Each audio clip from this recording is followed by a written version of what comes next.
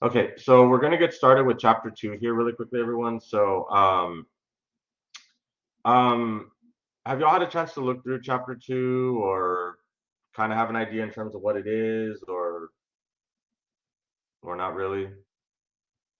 Anyone had a chance to kind of go through? Like, remember I said last week that chapter two is the most important chapter of this book. Has anyone kind of figured out why that might be the case, or not really? Or y'all still kind of focused on chapter one to begin with? Because I know y'all have the quiz, right? Some of y'all are still like kind of focused on chapter one. Does anyone have any idea about what chapter two is about, or not really? No one really has an idea.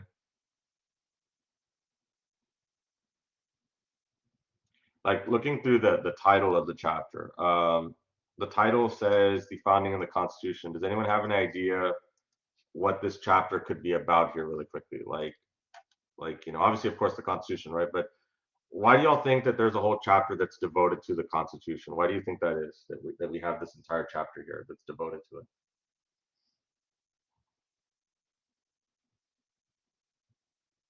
What do y'all think? Why do y'all think that we have an entire chapter that talks about the U.S. Constitution as well as like the history of the Constitution, where we got it from, and why we have the Constitution that we have today? The drafting of the Constitution draws from several theories. Yes, that is correct. Although yes, we're going to talk about some of those political theories. We'll take a look at Locke and the idea of natural law, natural rights, and all that, right? Because you are exactly right that you're exactly right that you're exactly right in that this whole system of our Constitution is it's something that where the framers were drawing some of these theories, and I mean even going back to like the ancient Greeks, right, and this whole idea of having a government that's that's that where the people are the ones who are ultimately involved in this. All of this, of course, all of these different theories draw into our current constitution today here. And so, yes, that's exactly right. We're going to take a look at some of those theories as to why our constitution is set up the way it is. We're also going to take a look over at history as well. There's also some interesting history in terms of how our constitution is set up the way it is. And so we'll take a look at some of those events, such as, of course, the American Revolution.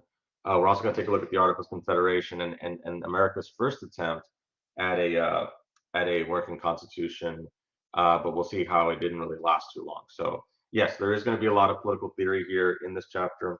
And towards the end of the chapter, we're going to take a look at probably what I would say is probably the most important aspect of not just the chapter, but the class itself, which is the separation of powers and checks and balances and how that relates to our government here. So we'll definitely take a look at that here. So okay, let me go ahead and share the screen now really quickly, and then we'll go ahead and get started. So we're going to start really quickly with the history really quickly. We won't spend too much time on it because we do need to get to the history is important, and so we definitely will touch on it. But of course, what we need to also really focus on is um, we need to focus on what were the impacts of that history and how that caused for us to have the government that we have today, right? So that's the whole purpose of why we're going to take a look at the history really quickly. What were the historical events that led to the U.S. Constitution? What influenced the U.S. Constitution? What were some of the economic issues at the time that also um, that also allowed for the framers to propose certain aspects of government, such as the idea of having three distinct branches of government and separating those powers amongst the legislative, executive, and judicial branches. And then of course we'll take a look at how the checks and balances, they try to ensure that there's not one branch that's more powerful than the others here, right? So that's what we're going to be taking a look at here. We'll take a look at here within this chapter here. So, okay, so really quickly, so in terms of the overview, so the framers of the U.S. Constitution spelled out the purpose of government in the Constitution's preamble. The preamble basically focuses on all of these major aspects of our Constitution um, and why we have the Constitution that we have, right? So purposes of government are to promote justice, to maintain peace at home, to defend the nation from foreign foes, to provide for the welfare of the citizenry, and ensure the blessings of liberty. So we're gonna as we go through the chapter, we're gonna take a look at some of these examples, right? In terms of these first couple of ones: promote justice, maintaining peace. This is important, right? To create an orderly society where, um, we're if we step outside from our house, we're not going to be, um, we're not going to feel like we are totally unsafe, right? I mean, we do have systems in place to where we can feel where, you know, I mean, things could happen, right? I mean, obviously, of course, you never know, but in terms of, are we actually like fearful when we go out our house, right? When we go to places, when we go to the, like HEB or the supermarkets or things like that. And the truth is that no, right? Because we feel that there are systems of law are strong enough to where we will be able to, we should be able to come home safely, right? The expectation is that we're able to come home safely because we have an orderly society, to an extent, right? We've got the police, and of course they're going to enforce those laws so that people will, um, to where people will not go and infringe upon other people's, rights and protections, things like that, right? Of course, we have a strong military, right, to defend the nation from foreign foes, and also to provide for the welfare of the citizenry. So this is where we have this idea of government, providing services and to assist people so that they can live their lives and secure the blessings of liberty, right? The idea of, we talked about liberty last time, right? This idea of ensuring that the government is not going to infringe upon your personal rights, um, unless, of course, you've committed a crime or there's something that's really, really pressing, right? So the idea is that, um, we're supposed to have this right to privacy, right? Which we'll talk more about this in chapter 4. But in terms of the purposes of government, and we see this within our Constitution, right, is to ensure that we have an orderly society, to set forth the rules in place for that orderly society, and just to, just to, for government to be able to allow for people to live their lives as free as possible, as safe as possible. And sometimes you have to walk that fine line, between freedom and safety and things like that. We saw that recently with the pandemic. Um, but it is something, same thing like with national security, like we kind of talked about before. But in terms of the purposes of government, this is what government is supposed to be. Why we have government to begin with. So let's talk a little bit about the history really quickly. So we'll just briefly touch on the American Revolution really quickly. I'm sure you all are very familiar with the American Revolution. I'm sure you all are very familiar with the American Revolution here. It's obviously something, of course, that we've talked about. You've seen it in history classes. Um, hold on, ma'am. I'm teaching a class right now. Can you be on hold, please? Hold on, please. I'll get back to you.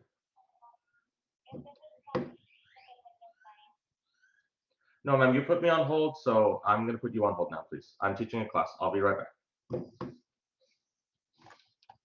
Okay. Anyway, so as we were saying, everyone here. Um, so anyway, as we were saying here, when it comes to the when it comes to these groups of society here, with the American Revolution, what we do need to see here, everyone, is that these different groups within American society had their own reasons for why uh, they were wanting to, get involved in the American Revolution here. So some of these, this basically makes up, the social hierarchy within American society. So you had the people at the top, which were the New England merchants and the Southern planters. These, of course, were, your wealthier people. These were the people like for the New England merchants. These were the people up north in Boston and up, within the Northeast here. The Southern planters were like in your Virginia, your Carolinas. These were the people that were, that were responsible for growing, tobacco as well as cotton and indigo down in the Carolinas. And of course the New England merchants, because they were their their focus was more on like maritime, industries such as shipping, shipbuilding. There in Boston, that was one of the top areas for the British Empire to construct their ships, was there in the New England area, as well as fishing. So that of course was where their industry lied in.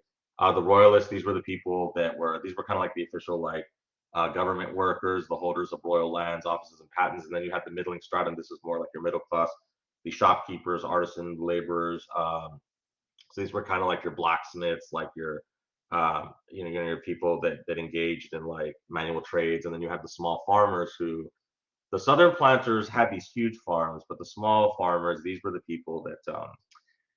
people who just had like one farm, like a small farm, and they were barely able to make ends meet. They were barely able to harvest their own crops just to be able to survive, right? They weren't necessarily making a profit, so to speak, right? So um, so the reason why we have to go over these groups is because these groups would come together and unite under this concept of the American Revolution. Um, the Royalists, they some of them were a little bit divided. Some of them, of course, stayed loyal to Britain, but some of them did not. But for the most part, these five groups were really essential to in terms of working together within the American Revolution here. And we'll talk about how that occurs here, right? So, okay, anyway, so let's continue, right? So during the first half of the 1700s, Britain ruled its American colonies with a light hand. This is talking about how that uh, ever since the colonies were founded during the time of Jamestown, and even before that, we had the disappearance of the Roanoke colony. Um, what Great Britain basically did was it allowed for the people to basically kind of do their own thing. Local government basically was, the only type of government that you would actually really see within, the American colonies at the time. And the reason for this, everyone, is because when you have an empire as large as Great Britain was, I mean, Great Britain was the largest empire in the history of the world.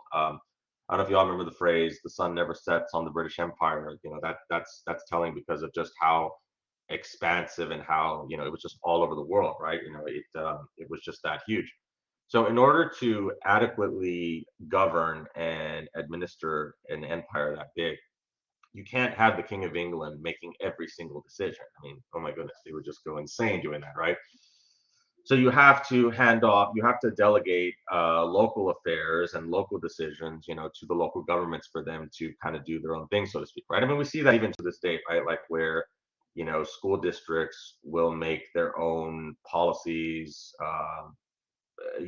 not all the policies because the state definitely does have a lot of influence in terms of like testing, like the major stuff that the state tells the school districts what to do. But for local things, like minor things, like some schools have dress codes, other ones don't. The state's not going to worry about that. They're going to leave it up to the local districts to make those decisions. But the point I'm trying to make is that for the most part, Great Britain basically let the colonies kind of do their own thing. But this started to change in the aftermath of the French and Indian War, which is also called the Seven Years' War. Now, the interesting thing about the French and Indian War, everyone, is when you look at it, you might think, oh, the French and the Native Americans were fighting against each other, but no, they were actually aligned with each other, at least for the most part. For the most part, the Native American for the most part, the Native Americans were aligned with each other with the French, but then the British, they defeated the French, they defeated the Native Americans, and so what happened here was that pretty much France was kicked out of out of North America, where France was basically kicked out of North America, and the British took over Canada. Louisiana was given to Spain, and so the British basically, they didn't really have to worry about the French anymore because the French and the British, these had been their major, these had been their, they had been major adversaries, for many many years. So what happened here is that now Britain was in a lot of debt because of this war against the French. So, and it wasn't just the war itself, it was also a continuous investment that Great Britain had to make because they had to also continue to provide protection of the colonies against the Native Americans, especially with a lot of these colonists wanting to move further west, wanting to move into the Ohio River Valley, just to keep expanding, westward. Um, Great Britain saw that they were going to have to provide, security. They were going to have the military there, to protect against, raids from the Native Americans. So what the British decided to do was they decided to implement these taxes here, right? Britain sought to impose new modest commerce taxes on the colonists, which included the Sugar Act of 1764 and the Stamp Act of 1765. So before we break it down, these taxes here, I want for us to talk a little bit about what the ramifications of this were. So basically, the ramifications of this is that Britain is saying, okay, you know what? We've spent all this money. We're spending all this money on the colonists. We want for the colonists to pay their fair share, so to speak. Now, on paper, that might look like that's something that is reasonable, right? Hey, that makes sense. An analogy I like to use is, let's say, let's say you have like let's say you got like a 16 or 17-year-old, they're barely learning how to drive, and they're getting into all these wrecks, right? And so the insurance is going up that you're having to pay, not because of you, but because of your child who still is learning how to drive and not, and still, not quite good at it, right? So um, if you have a situation where, let's say, they're older and they're still getting into wrecks, they're already in their 20s and they're still haven't really learned too much, then you kind of get fed up and you say, you know what, like, you're the reason why you're the reason why we have to pay all this money in auto insurance. So you're going to have to pay for your share now because we're paying more because of what you're doing.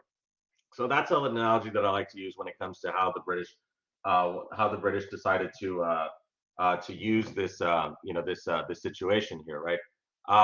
When it comes to how they did it, though, this is what the problem was. This was the problem. Um, this was the problem that the British encountered. The British encountered this issue when it came to how they went about instituting these taxes, right? You probably heard the phrase "no taxation without representation," right? This was a major rallying cry for the colonists here, right? Um, they felt that these taxes were, I mean, nobody wants to pay these taxes in general, right? I mean, but the idea was that they felt that they didn't have any influence in terms of the decision making, right? They felt that, um, because they weren't adequately represented in the parliament, at least the way the colonists felt that they should have been represented, then this is why they were not pleased with this idea of the taxation, right? So the first one, the Sugar Act, taxing sugar, molasses, and other commodities, you know, mostly mostly luxury items. The Stamp Act is what really pissed people off. This is the one that really got people angry. It required printed materials to have a stamp on them. So, so what happened here is that this really impacted a lot of the business owners, right? Like a lot of the newspaper editors, publishers. A lot of people had their own like personal newspapers back then, like Benjamin Franklin. You probably remember him. He had the Pennsylvania Gazette, and he also had Poor Richard's Almanac and all these other publications. And there were other. He wasn't the only one, right? There were others that also had these publications. So before, when the Stamp Act had not been enacted, it was fine, right? You could just print your papers and then you were good. But now with the Stamp Act, now you had to get a stamp for every document that you were wanting to send out. So imagine if you're running one of these newspaper companies, and you know you're running one of these newspaper companies, and so you see that the day before your newspapers were fine, right? You didn't have to put the stamp, but now today, now they're not fine. So what gives, right? Why is this such an issue? I kind of feel like that right now with this. Oh, they hung up on me. Oh dear. Well, they're gonna get it when I call them back. But anyway, so anyway, what, they can put me on hold, but I can't. That's not right. Anyway, so with that being said, everyone, it was a clear cash grab because it was something that the colonists saw that this was just a way to kind of exploit the colonists. I don't know if that kind of makes sense to you, all right? Because of the way they did it, right? The fact that the papers were fine the day before, but now they're not. Any reasonable person would say, hey, like, what gives here? Why is this no longer good, right? Uh, it's kind of like if, let's say, that's what happened to me yesterday. Like I went to Subway to go use a coupon, and they said, "Oh, we're not taking coupons anymore."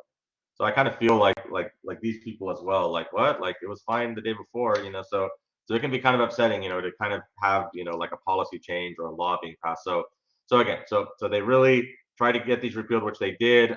This also led to other events, such as the Intolerable Acts. We'll get to the Boston Massacre here as well. So before the new taxes, merchants and wealthy planters were content with British colonial rule, which makes a lot of sense because they're at the top of society. So yeah, if they're doing well, then go ahead and let the system continue as it is, right? But the new taxes came at a high cost to their wealth. The new taxes led to a coalition of different interests. Merchants and planters joined together with the lower classes. This also is what created a sense of unity amongst these groups, to where now they were starting to see themselves no longer as citizens of the British Empire, but now they were starting to see themselves more as Americans, so to speak, right? Or even before that, they were starting to see them more as the states that they lived from, right? So originally they had seen themselves more like as Virginians or people from Massachusetts, but now they were starting to see themselves more as American, to unite themselves against the British, which is interesting, right? Because just a few years ago, during the French and Indian War, Americans were vehemently they identified with the British. But then it's just interesting to see how this thing changed really quickly. This coalition organized in protest, right? So it was unified in a boycott of British goods that ultimately forced the crown to rescind these new taxes. This is where they were boycotting these British goods.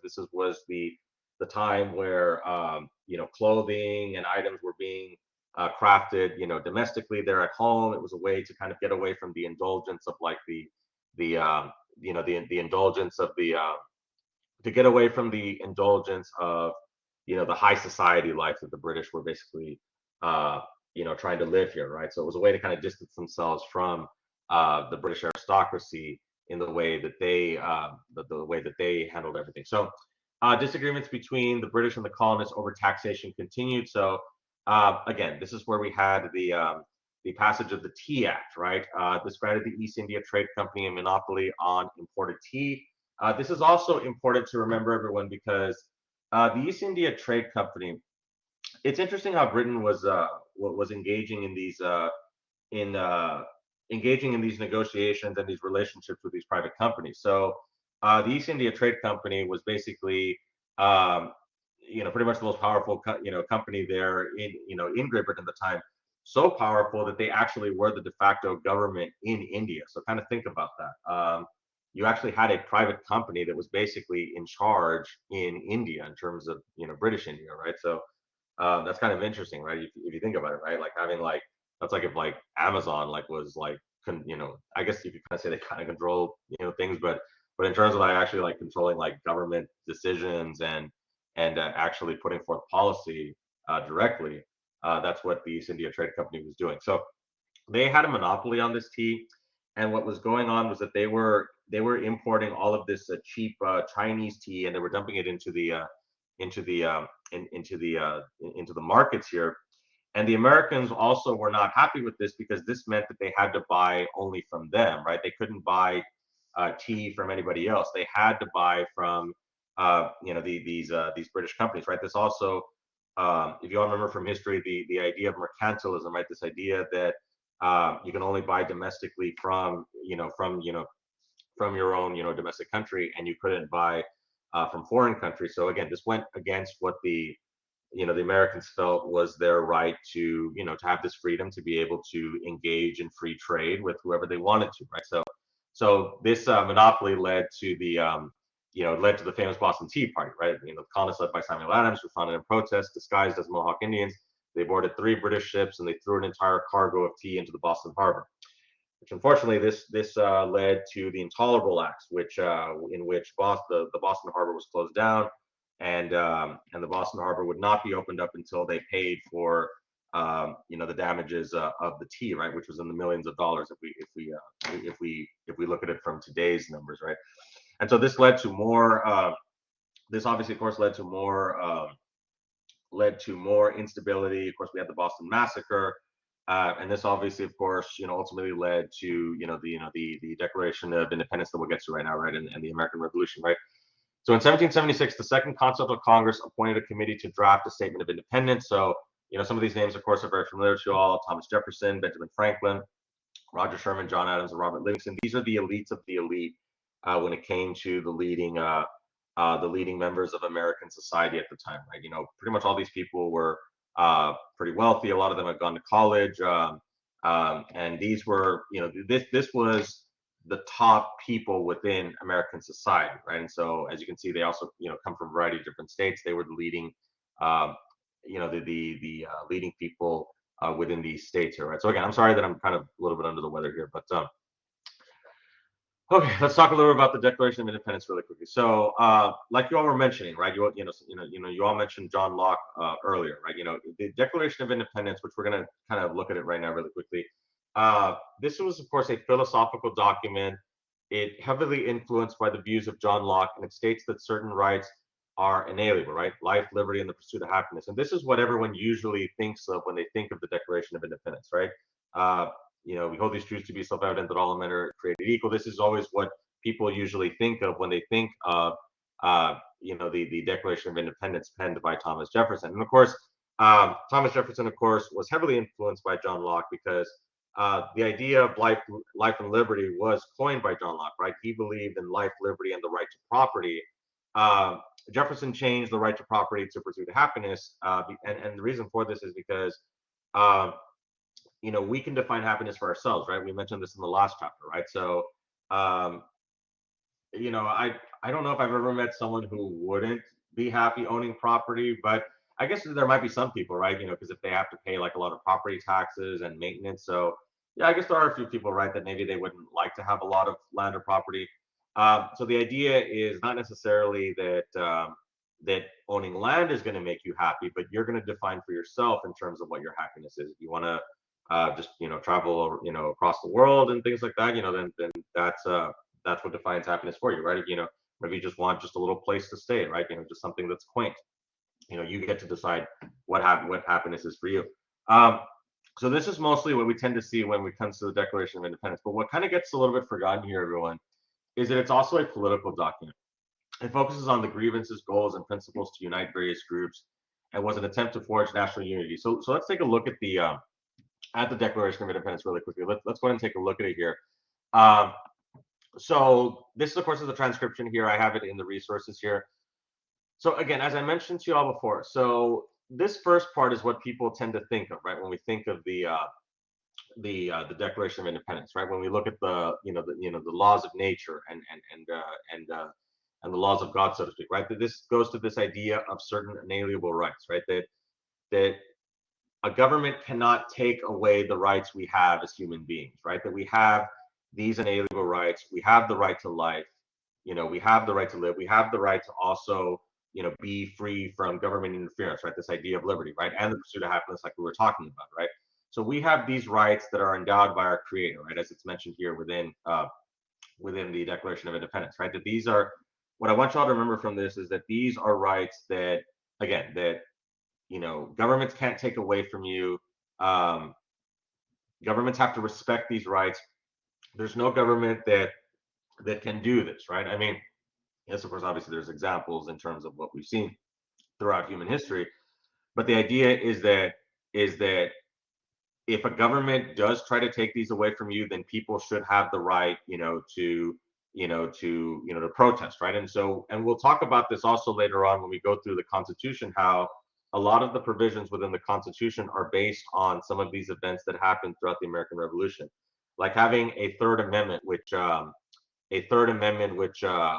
about not allowing for soldiers to be quartered in someone's home. I mean, you know, when I read that, my first thought is, wow, they must have really hated that to actually put that as its own amendment, right? I mean, because that's such a specific, that is such a, it's not a general. There's no debate about that, right? You can't interpret it any other way, right? It's very clear. So the fact that you have an amendment dealing with that specific event, that specific circumstance, should show just how much the colonists hated this, right? And that also leads us to the second part, right? So the PowerPoint talks about how that the second half of the Declaration of Independence is basically like an indictment of what King George III was doing. So if you see here, there's a bunch of this, right? The second part is basically saying, hey, this is why we feel like we need to leave, the British Empire. We didn't want to leave because you have to remember again, everyone, right, that the British Empire is by far the most powerful empire in the world at the time. So the analogy I like to use is, let's say you're living in your parents' nice house. They've got a really nice house, but you don't agree with what your parents are making you do or how they're running things, and so you decide, okay, you know what, I'm just going to go and get my own place. It's not going to be as big. I'm just going to get like a little like one bedroom studio apartment or something like that, but at least it's mine, right? At least I can decide what I'm going to do. I can decide when I'll go to sleep, when I'll get up, where if I go out, or I don't have to check in with my parents, so to speak, right? So that's kind of what the Americans were saying, is that liberty was so important to them that they were willing to give up a very advantageous position, being in the British Empire, and basically striking out on their own, right? Patrick Henry's famous phrase, "Give me liberty or give me death," right? I mean that obviously that should tell you, right, just how important liberty is if people are willing to die for it, right? So to the Americans, they felt that the differences were just so big that they were fine with fine, we'll deal with it on our own, we'll deal with the consequences, but we want to do things our own way, right? So if you can see, look at some of the examples of the issues that they had, right? So in referring to King George III, right, refuse his assent to laws most wholesome and necessary for the public good. Look at some of the things that he did, right? So forbidding governors to pass laws of medium pressing importance, right? Basically, basically taking away power from for the local officials, right? Because again, because the colonists had basically governed themselves, the fact that now Great Britain was starting to put more restrictions on the government was not that was not good for the people. Were not liking that, right? They didn't want to give up that autonomy, right?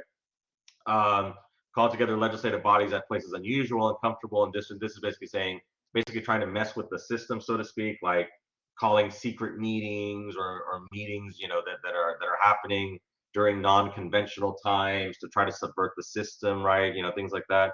Dissolve representative houses, so now there's not as much local representation here. Refused to cause others to be elected. So again, this is an example of where, instead of like local officials, electing again, it's the idea that the British government is going to decide who are going to be the elected officials, right? Um, Other examples here: erected a multitude of new offices to harass people. So basically, having a lot of secret police or things like that. They had the general warrants where they would go into people's houses and then just have free reign to wherever they could look for, right? We'll talk about warrants later on in chapter 4. But yes, you can see how there's a lot of these, right? Cut off trade from all parts of the world, imposing taxes without consent, transporting us beyond seas. So this is like, sending people over to Great Britain to be tried instead of tried locally. Later in history, there's the impressment that was going on. This led to the War of 1812, where they would hijack American ships and make them, make the sailors serve in the British Navy, taking away charters, suspending legislatures. So you can see there's a bunch of this, right? There's a bunch of these accusations, these issues, these grievances, right? That the colonists had with King George III. So this is of course really important, everyone, right? Because I want for y'all to see that the Declaration of Independence is not just a document that describes the rights that we have as humans, but it also describes that because Great Britain went too far, that they felt that they had the right to go and leave the British Empire, right? So because King George III had crossed them too far, they felt that they no longer had to be loyal to Great Britain, that they could leave Great Britain and they would go do things on their own, right? So this pretty much concludes why I wanted for us to really talk about when it comes to the Declaration of Independence and what leads us to the article. So before we continue, I wanted to ask if anyone had any questions so far, really quickly. Which, again, everyone, sorry that I've kind of been a little bit snippy here today. It's kind of just been not too good of a day. Natural rights, government can't take away, but they have the duty to. Yes, Elder, yes, that's exactly right. That and that's a good point, right? And we've been talking about this, and we'll talk about it some more throughout the class, right? That'll be a common theme here, right? That government has limits to what they can do, right? They have that duty to protect, but right, they can't get too carried away with it, right? We talked about it when we were talking about the issue with Guantanamo Bay and the Patriot Act, that government can't use um, you know the circumstances as a means to take more power than what they need to, right? Exactly. They have to be limited in terms of what they do and how they go about doing it, right? This idea of natural rights, exactly, right? These rights naturally occur and we don't need government's permission to give us those rights, right? We have those rights already. Government can't take those away from us yet. So you're exactly right in terms of how government is supposed to, and of course, Abraham Lincoln also put it best, right, when he talked about, government of the people, by the people, for the people, right, in his Gettysburg Address, right, that government is supposed to be of the people, right, and the people are supposed to determine what government will do and what government won't do, right, exactly. So very good. Okay, sounds good. So let's go ahead and get to the articles really quickly, and then I think we can cover all we need to from the articles. Yeah, I think so, and then then we'll get to the Constitution next time. Yeah, let's talk about the articles really quickly. So the Articles of Confederation was Congress's the concept of Congress's first attempt at a working constitution, and I use the term loosely when we're talking about working. This was the first written constitution of the United States. As you can already see, it lasted a little bit more than a decade. There's a reason why it didn't last very long, which we'll get into right now. It was ratified by all the states in 1781, and the state governments retained sovereignty, freedom, and independence, making them a confederation. So, a confederation, if any of y'all are soccer fans or football fans, you probably heard of the term confederation, right? Like Confederations Cup and all that.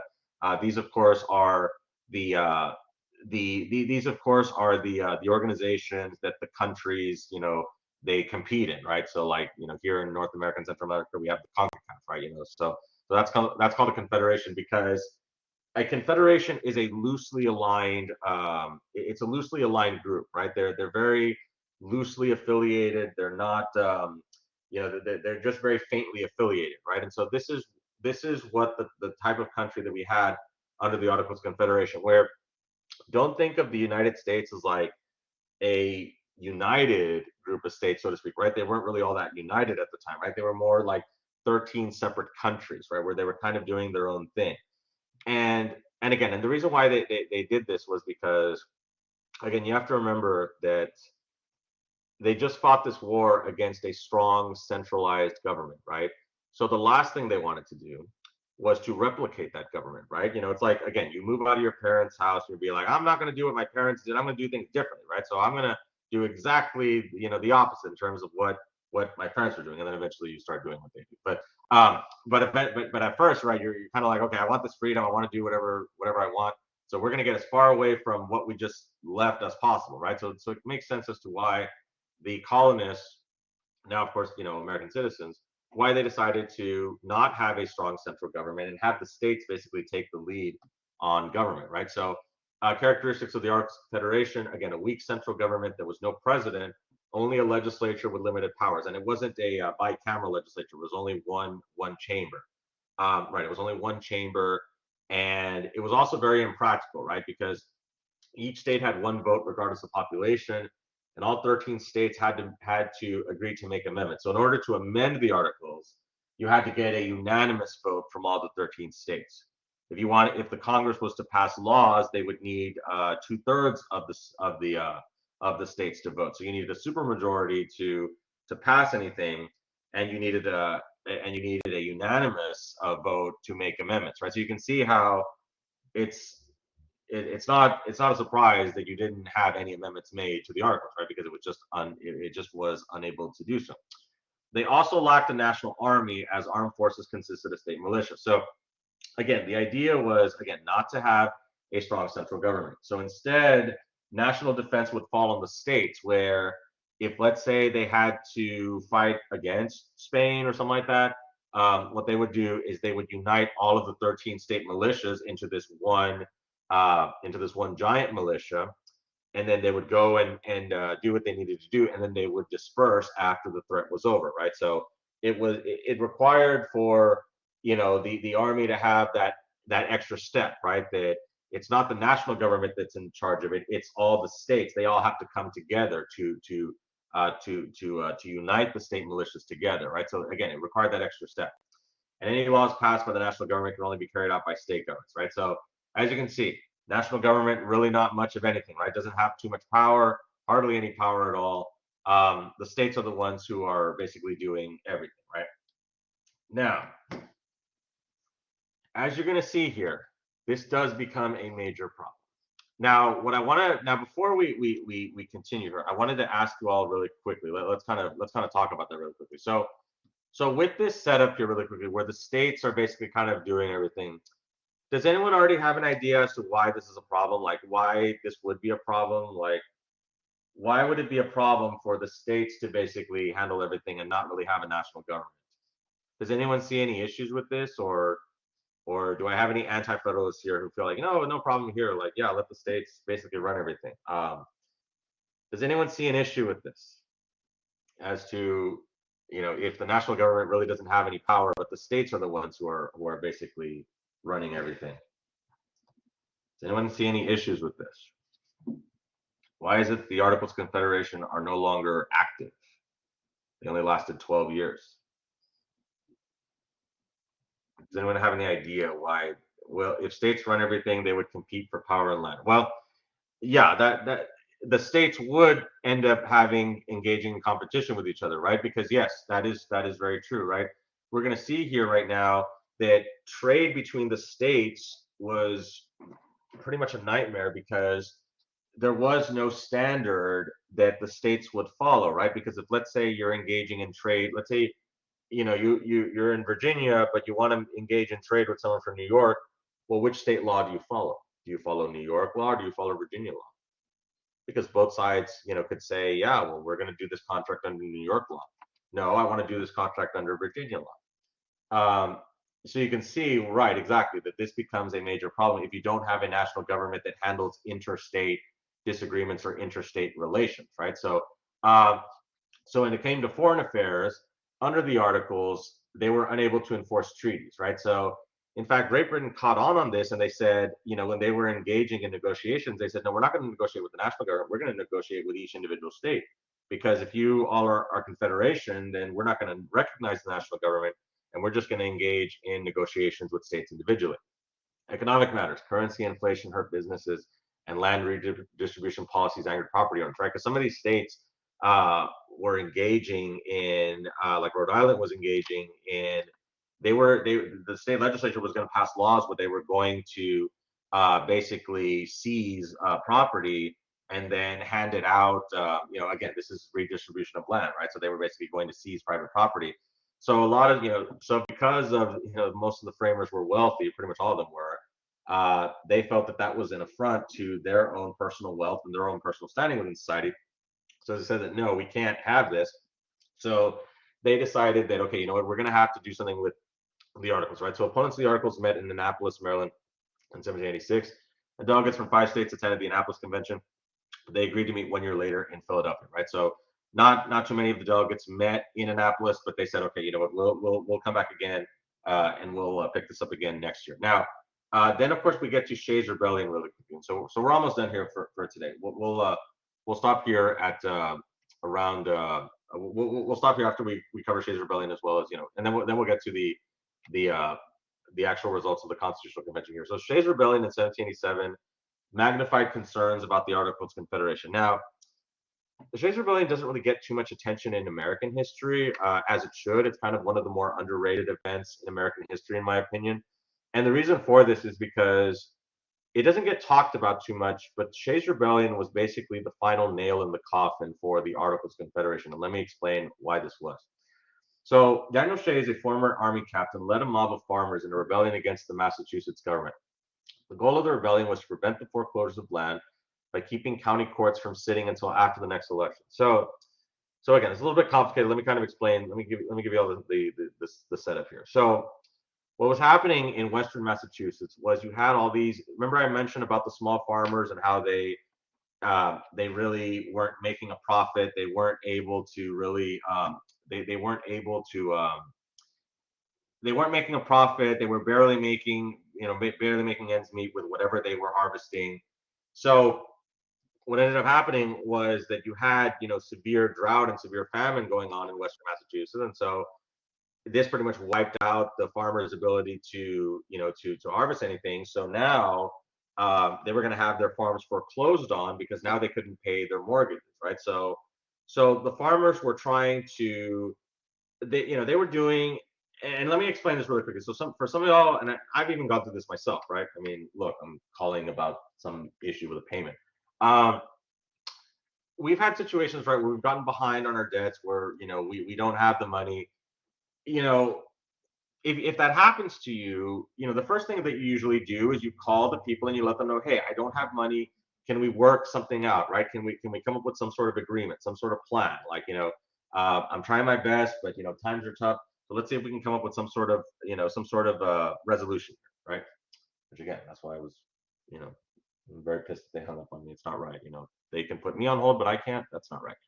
But anyway, so with that being said, so right, you would go and you would try to see if you could get some arrangements, right? So that's exactly what the farmers did, right? They petitioned the government in Boston, hey, like times are tough, that this famine is causing harm to all of us.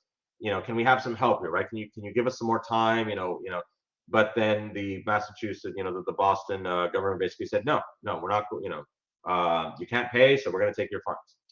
So the people were desperate, right? Because you also have to remember that if you lose your property, you also lose your right to vote at this time, right? Because at the time, voting rights were based on property ownership. So Daniel Chase, who had fought in the American Revolution, led this rebellion, right? They led this rebellion to try to close the courts so that they wouldn't have their land get foreclosed on, right? Which is no different than what we have today, right? Like if you get sued, then you go to court, right? Then you have to go, so they can put the judgment on it, right? So it's no different than what we have, even today, right? So by closing the courts, that would not allow for judges to actually foreclose on the land, and they would close the courts until the next election when they would elect judges that would be more sympathetic to their cause, right? So Shays and his followers attempted to capture the federal arsenal there in Springfield, Massachusetts, but failed as the state government ultimately regained control. Now, what does all this have to do with the articles? Well, ultimately, the reason why what this has to do with the articles is, remember how we mentioned that there is no national standing army, right? It's just the state militias who have to engage in military protection.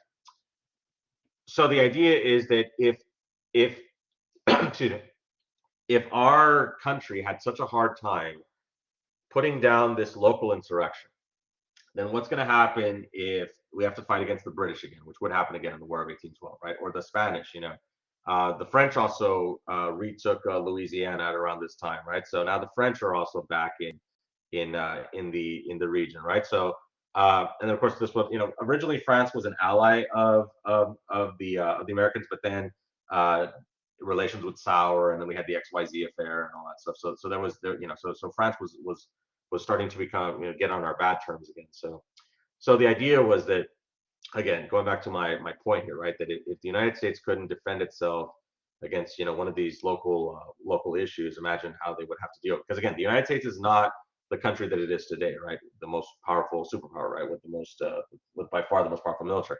No, at the time, the United States is in its infancy, right? Uh, people would regard them winning their independence as kind of like an upset, right? Defeating the British Empire, right? Um, so this domestic and national security issue is what ultimately led for the framers to be like, you know what? No, this isn't going to work anymore. We have to strengthen the national government. We have to do something. And so ultimately, this led to, under the Articles of Confederation, Congress had been unable to act decisively in this time of crisis, right? So this led to the Constitutional Convention of 1787. Philosophical and ethical principles. The new Constitution embodied political theories in regards to limited government, separation of powers, and individual liberty. And so, what we're going to be talking about next time here is we're going to look at how all of these different these different ideas and these different principles, how they all balance out each other, because that's the main goal of the framers of the Constitution, was to how to balance out all these powers, how to balance out not having the national government be too powerful and then not trampling on the states, right? But at the same time, not having the states have so much power, right? We already tried it with the Articles, right? So they had to try to find that balance, right? They had to kind of meet in the middle, so to speak, right? And we'll definitely talk about that next time. And then economic interest, right? Sought to create a new government that promoted commerce and protected property, right? To promote the idea of you know free trade, to promote the idea of interstate commerce and people being able to you also have to remember that this is the time when The Wealth of Nations by Adam Smith comes out. So America, obviously, of course, was going to follow through the ideas of capitalism and to allow for people to be able to compete against each other and not have the government create monopolies. Because again, you have to remember that again they were dealing with monopolies under British rule, right? So they wanted to get away from the way Britain was handling economics as well, right? So they wanted to engage in the idea that that anyone could be successful, right? That it didn't matter what your what your background was, right? That if you had the ingenuity to go and let's say invent something or be good at a certain industry, then you could definitely rise up and you could definitely be very successful, right? It wasn't based on what the government deciding whether people could be successful or not. So again, but we'll talk more about this next time here. So okay, so let's go ahead and finish off here today.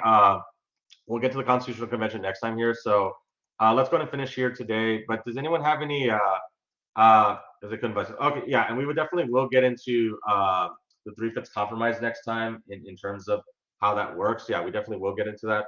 So does anyone have any questions before we end for today? And again, sorry that I've been like distracted with like this thing that's been going on, me not feeling all that well. But I just hope that everyone I hope you all kind of understood what we needed to discuss here during the first part of chapter one, and we should be able to finish I'm sorry, the first part of chapter two, and we should be able to finish chapter two next time. Ariana, go ahead.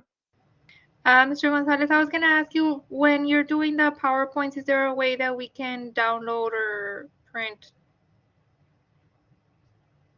Download or print what? I'm sorry. Yeah, your PowerPoints, like for the lecture.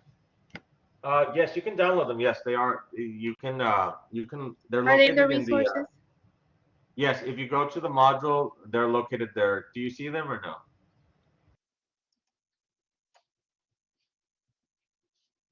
Because if you go to chapter two, it should say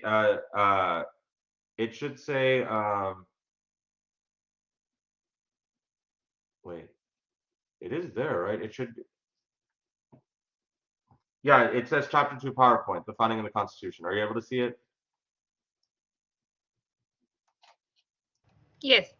Sorry. Okay, yes, yes. That's where it is. So you can click on it and then you can download it and yes, you can use it then that way. Okay. Thank you so much.